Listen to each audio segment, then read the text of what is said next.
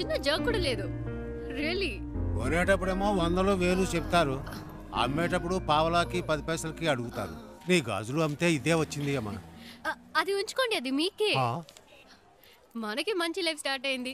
Gate దగ్గర నుంచున్నాడు. ఎందుకు పాతవని చేతికున్న గాజులు తీసిచ్చాను. అవ్వమ్మేసి నాకే తెచ్చిస్తున్నాడు.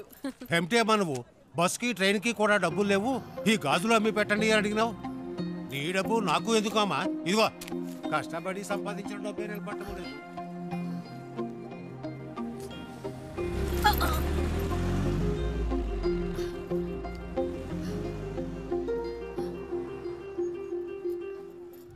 ఎప్పుడు లేనిది ఏంటి ఇది కొత్తగా? సడన్ గా ప్రేమ పొంగొచ్చిందా? లేచిపోయిన దానికి పుట్టిందే కదా.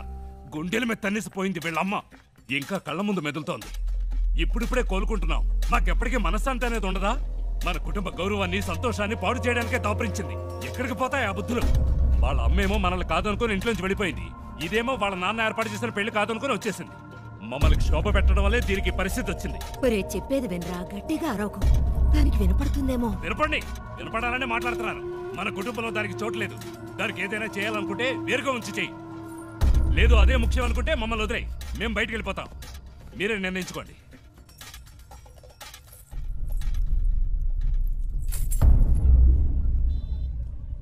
ఆ ఇంట్లోంచి బయటికి పంపించారు. వాళ్ళకి నచ్చలేదు. అమ్మ గురించి తప్పుగా మాట్లాడారు. అందుకే నేను అక్కడ ఉండలేకపోయాను, వచ్చేసాను. అమ్మ చెప్పింది తాతగారి పేరు మీద బాంబేలో రోడ్డే ఉందని. కానీ ఇప్పుడు రోడ్డు మీద వచ్చి నుంచునే పరిస్థితి వస్తుంది అనుకోలేదు. 3 రోజులు నా కోసం కష్టపడి తీసుకొచ్చా. ఇవన్నీ నీకు తెలియడం ఎందుకని నేను మెయింటైన్ చేశాను. అంతలో ఆ ముసలోడు వచ్చి మొత్తం చెడగొట్టేశాడు.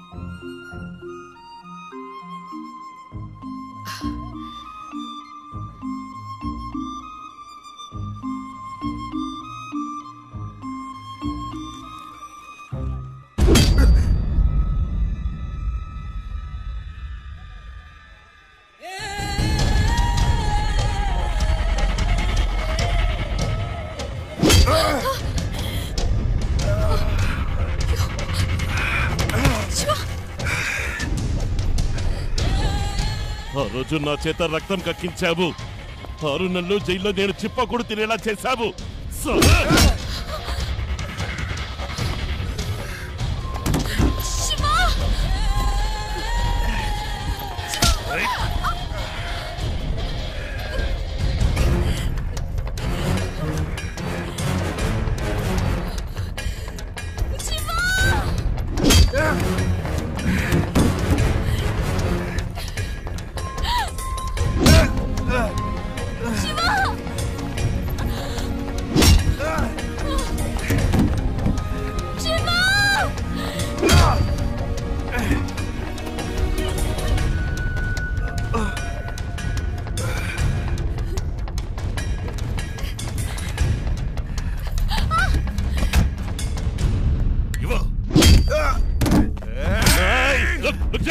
దీనికి నీకు ఏ సంబంధము లేదు.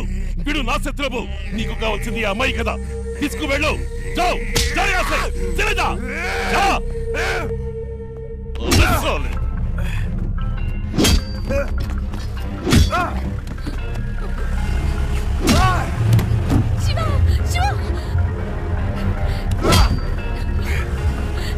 చిన్న మెల్లగా పోని.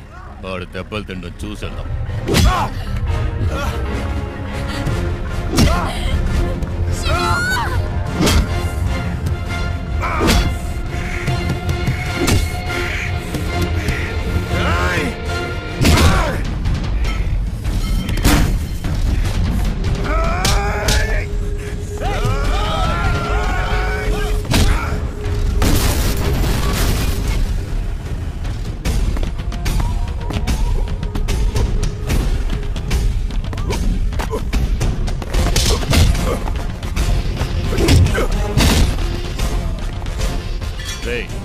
త్వరగా పోనీ.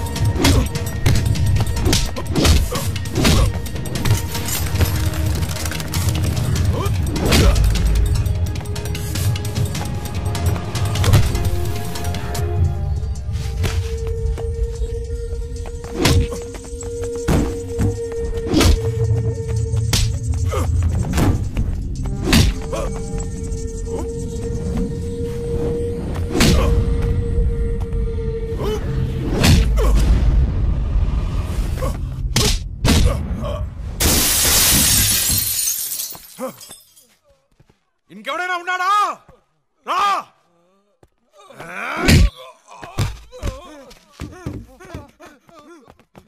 ఇంకోసారి ఈ అమ్మాయి కోసం నా కోసం వస్తే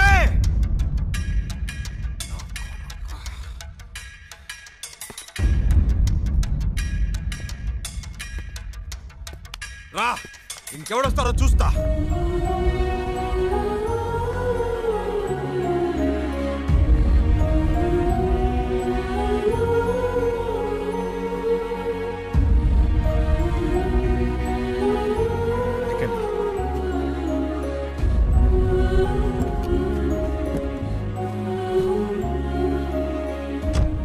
ఇంకెవడు రాడు, భయపడకండి, నేను చూసుకుంటా.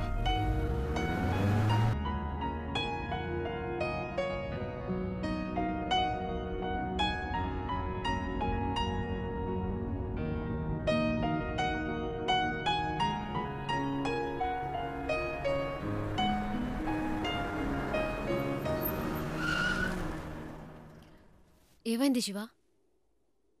అటు చూడండి.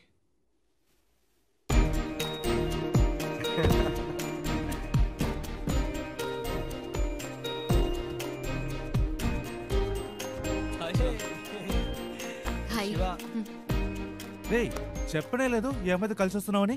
తెగ విసిగించాడండి, టార్చర్ తట్టుకోలేకపోయాం. బెంగళూరులో మిమ్మల్ని మొదటిసారి బస్సులో చూసినప్పటి నుంచి మా ప్రాణం తీశాడు. బెంగళూరులో బస్సులో నన్ను చూసాడా? ఏమండి, మీ వల్ల వీడు ఇంటర్వ్యూ మిస్ చేసుకుని వచ్చాడు. ఇంటర్వ్యూనా? ప్రతిసారి ఏం జరిగినా మాకు ఫోన్ చేసి మా పని చెరగొట్టేవాడు. నేను మీ అమ్మమ్మ ఇంట్లో వదిలొచ్చాక తెగ ఏడ్చాడు. కూల్ చేసేసరికి మా ప్రాణాలు పోయాయి. నువ్వంటే తనకి అంత ఇష్టం తెలుసా? ఆ విషయం చెప్పరా అంటే చెప్పకుండా నువ్వే ముందు చెప్తావని కథలు చెప్పాడు.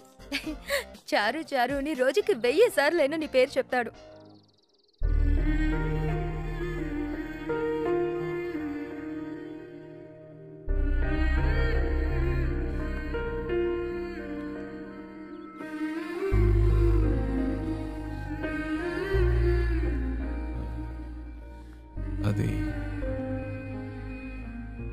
వాళ్ళేదో తమాష్కి అలాంటిదేమీ లేదండి.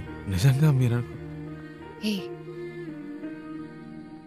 ఇంకా ఎందుకు దాస్తావు?